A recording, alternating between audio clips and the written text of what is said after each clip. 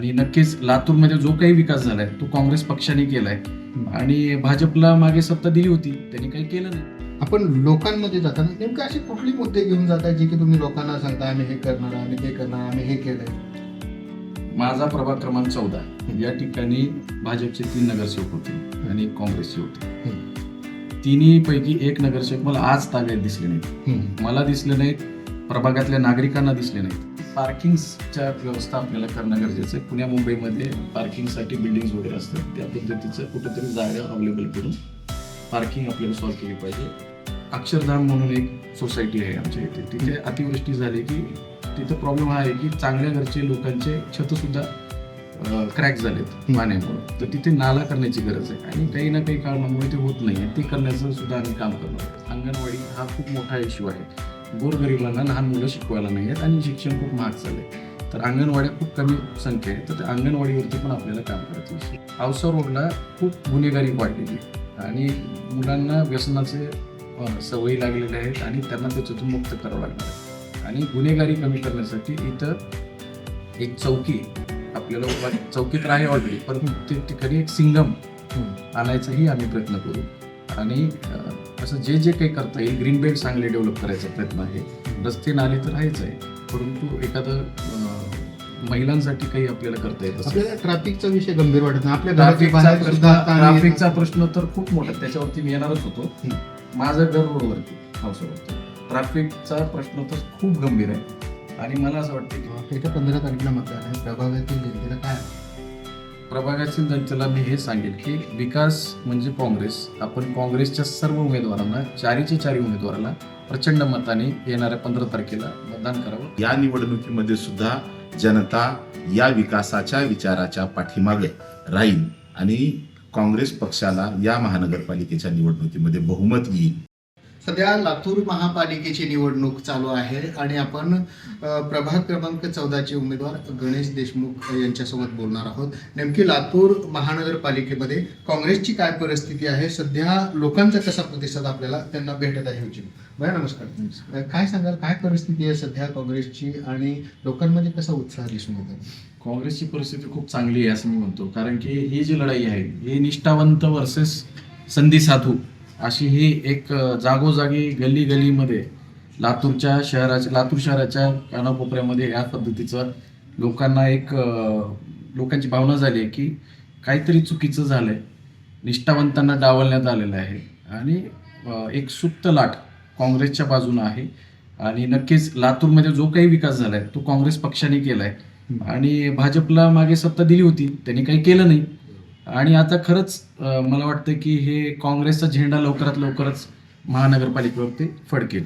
आता तुमची काँग्रेस आणि वंचितची युती झाली, याचा फायदा आपल्याला कसा होणार आहे? नक्कीच होणार आहे आणि खरं तर मी म्हणेन की खूप चांगलं झालं की पूर्व भागामध्ये बरेच समाज आहे आणि तिथे कुठेतरी एकत्र काँग्रेस हा सर्व धर्म समभाव घेऊन चालणारा पक्ष आहे.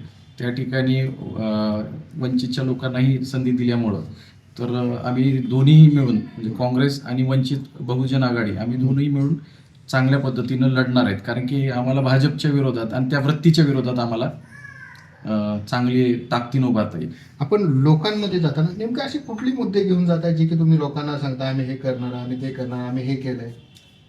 माझा प्रभाग क्रमांक 14 या ठिकाणी भाजपचे 3 नगरसेवक होते आणि एक काँग्रेसचे होते. तिन्ही पैकी एक नगरसेवक मला आज ताब्यात दिसले नाहीत. मला दिसले नाहीत, प्रभागातल्या नागरिकांना दिसले नाहीत आणि भाजपचे कुणीही फिरकलं नाही. आणि जे काही विकास झाला या भागामध्ये तो काँग्रेस पक्षाने केलाय. आदरणीय अमित विलासराव देशमुख साहेबांच्या माध्यमातून तो झालेला आहे. आणि विकास म्हणजे काँग्रेस आणि काँग्रेस म्हणजे विकास हे प्रभागातल्या लोकांना माहिती आहे. आणि यावेळी महानगरपालिकेमध्ये लोकांनी ठरवलंय प्रभाग क्रमांक 14 मध्ये चारीच्या चारी उमेदवार हे काँग्रेस पक्षाचे राहतील. मागील काळामध्ये भारतीय जनता पार्टीची सुद्धा 2.5 वर्ष सत्ता होती, काँग्रेसची सुद्धा 2.5 वर्ष सत्ता होती.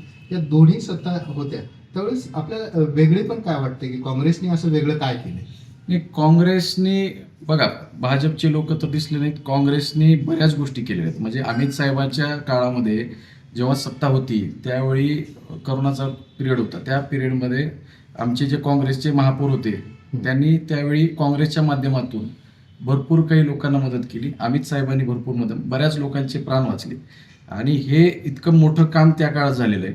त्याच्यानंतर बऱ्याच गोष्टी, नाली, रस्ता वगैरे ह्या सर्व गोष्टी तर आम्ही करतच आलो पक्षाच्या वतीने आणि भरपूर काही काम काँग्रेसने केलेलं आहे आतापर्यंत. प्रभाग 14 मध्ये गणेश देशमुखच यांना का निवडून द्यावं लागलं?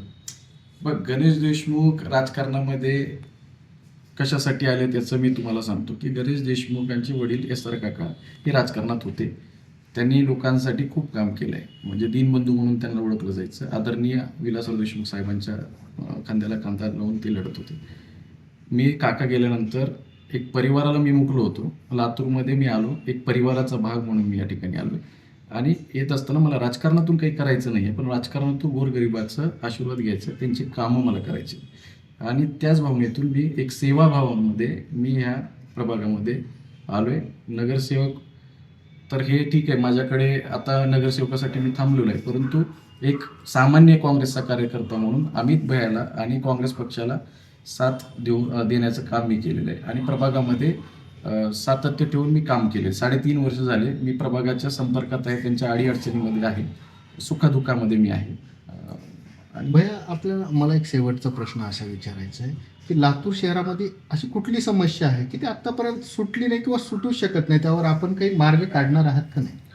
आता मी लातूरचं तर मी बोलण्यापेक्षा प्रभाग क्रमांक 14चं मी बोलेल. आपल्याला प्रभाग क्रमांक 14मध्ये बरेच काही 2-4 वेगवेगळ्या भागामध्ये काही प्रॉब्लेम्स आहेत. एक म्हणजे तुळजाभवानी नगरचं एक प्रकरण आहे, त्याच्यामध्ये लोकांचा रस्ता अडवला गेलेला आहे. त्याच्यामध्ये आदरणीय अमित विलासराव देशमुख साहेबांचा हस्तक्षेप झाला आणि जिल्हाधिकाऱ्यांनी त्यांना ते कंपाऊंड वगैरे जो काही बांधलेला आहे त्याच्यात ते काढून रस्ता मोकळा करण्यासाठी सांगितलं होतं. परंतु काही नेत्यांनी, सत्ताधारी नेत्यांनी ते परत एकदा त्याच्यावरती आक्षेप घेऊन पुढे प्रॉब्लेम केला. तर हा रस्ता खुला करण्याचं आम्ही कटिबद्ध होतो.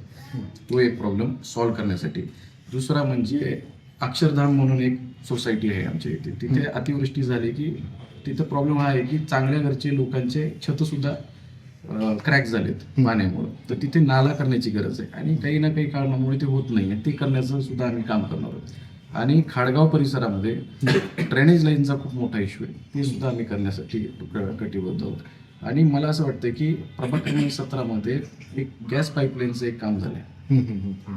अशोका कोणती तरी कंपनी आहे. मला वाटतं की पूर्ण शहरामध्ये त्या पद्धतीचं जर काम करता आलं तर तेही करण्याचा प्रयत्न करू. आणि आपल्या शहरामध्ये अंगणवाडी हा खूप मोठा इश्यू आहे.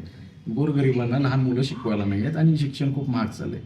तर अंगणवाड्या खूप कमी संख्या आहे, तर त्या अंगणवाडीवरती पण आपल्याला काम करायचं. शिक्षण आणि परत औसा रोडला खूप गुन्हेगारी वाढलेली आहे आणि मुलांना व्यसनाचे सवयी लागलेल्या आहेत आणि त्यांना त्याच्यातून मुक्त करावं लागणार आहे.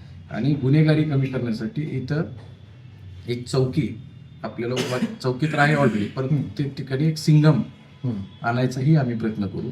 आणि असं जे काही करता येईल, ग्रीन बेल्ट चांगले डेव्हलप करायचा प्रयत्न आहे. रस्ते नाले तर आहेच आहे, परंतु एखादं महिलांसाठी काही आपल्याला करता येत असेल. आपल्याला ट्रॅफिकचा विषय गंभीर वाटत नाही. आपल्या ट्रॅफिकचा प्रश्न तर खूप मोठा, त्याच्यावरती मी येणारच होतो. माझं घर रोडवरती, हाऊसवरती ट्रॅफिकचा प्रश्न तर खूप गंभीर आहे आणि मला असं वाटतं की पार्किंगच्या व्यवस्था आपल्याला करणं गरजेचं आहे. पुण्या मुंबईमध्ये पार्किंगसाठी बिल्डिंग्स वगैरे असतात, त्या पद्धतीचं कुठेतरी जागा अवेलेबल करून पार्किंग आपल्याला सॉल्व्ह केली पाहिजे. आणि बऱ्यापैकी वन वे, एखादं 2 वे न करता 1 वे करून त्याला काही डायव्हर्जन करता येत असेल तर तेही करता आलं. येत्या 15 तारखेला मतदान आहे. प्रभागातील जनतेला काय आव्हान आहे? प्रभागातील जनतेला मी हे सांगेल की विकास म्हणजे काँग्रेस. आपण काँग्रेसच्या सर्व उमेदवारांना, 4च्या 4 उमेदवाराला प्रचंड मताने येणाऱ्या 15 तारखेला मतदान करावं, कारण ही लढाई निष्ठा वर्सेस संधी साधू या लोकांची आहे. आणि आपल्याला, मला असं वाटतं, जो काही काँग्रेसने विकास केलाय देशमुख कुटुंबियांनी केलंय आणि लातूर हे सुरक्षित राहिलं देशमुख कुटुंबियांमुळे, तर आपल्याला लातूरला स्वच्छ, सुंदर आणि सुरक्षित ठेवायचंय. त्यासाठी येणाऱ्या 15 तारखेला आपण प्रचंड मताने 4च्या 4 आणि काँग्रेसला निवडून देऊन झेंडा महानगरपालिकेमध्ये काँग्रेसचा फडकावा, एवढे बोलतो. होते गणेश देशमुख.